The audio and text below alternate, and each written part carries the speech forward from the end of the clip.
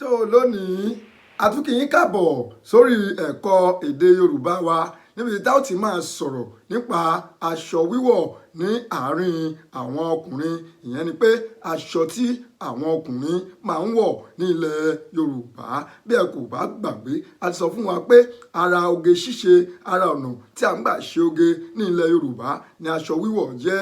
Àfínjú, gbajúmọ̀ àti ọlọ́lá ènìyàn ni àwọn ọkùnrin ilẹ̀ Yorùbá. Wọ́n sì máa ń gbé èyí yọ nípa aṣọ tí wọ́n bá wọ̀ sí ọrùn wọn. Oríṣi ọ̀nà mẹ́ta ni a pín aṣọ wíwọ̀ láàrin àwọn ọkùnrin ilẹ̀ Yorùbá sí. Lára aṣọ wíwọ̀ ni bùbá.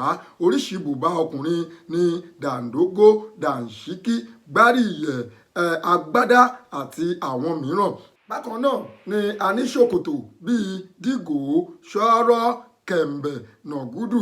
Lẹ́yìn èyí a ní oríṣiríṣi fìlà bíi àdìrò, a ní abetí ajá àti fìlà onídẹ pẹ́rẹ́kí àti gígùn. Àwọn àpẹẹrẹ aṣọ tí ọkùnrin máa ń wọ̀ ní ilẹ̀ Yorùbá ni àwọn wọ̀nyí. Ǹjẹ́ kí là ń wí? A wí pé oríṣi ọ̀nà mẹ́ta ni a pín aṣọ wíwọ̀ tí àwọn ọkùnrin máa ń wọ̀ nílẹ̀ Yorùbá sí. Àkọ́kọ́ ni bùbá. Oríṣi bùbá ni dàǹdógó, dàǹṣíkí àti agbádá. Bákan náà ni a ní ṣòkòtò. Oríṣi ṣòkòtò ni ṣọ́ọ́rọ́, a ní nàgúdù àti fìlà bí abetí ajá àti fìlà onídẹ oríṣiríṣi. Kò ní jù báyìí lọ lónìí lórí ẹ̀kọ́ èdè Yorùbá wa. Kí ó tó wá di ìgbà míì tí a máa mú àkọ̀tun wá sí ojú ìwòran yìí, ẹ̀yin lè fẹ́ darapọ̀ mọ́ wa kí ẹ kọ́ nípa àṣà àti ìṣe Yorùbá.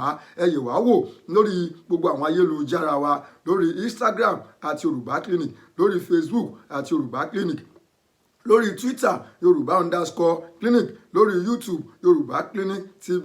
Tó bá jẹ́ ẹ̀rọ alágbàtà wa ni ẹ yẹ̀ wá wò lórí www.yorubaclinic.com kí ẹ darapọ̀ mọ́ wa kí ẹ sì kọ́ èdè Yorùbá síwájú sí i. Ǹjẹ́ kó tó di ìgbà náà, èmi atọ́kùn yín àti olùkọ́ yín Ọláìyá Àyìndé Ọlárẹ̀wájú, mò ń wí pé ẹ wà ní àlàáfíà.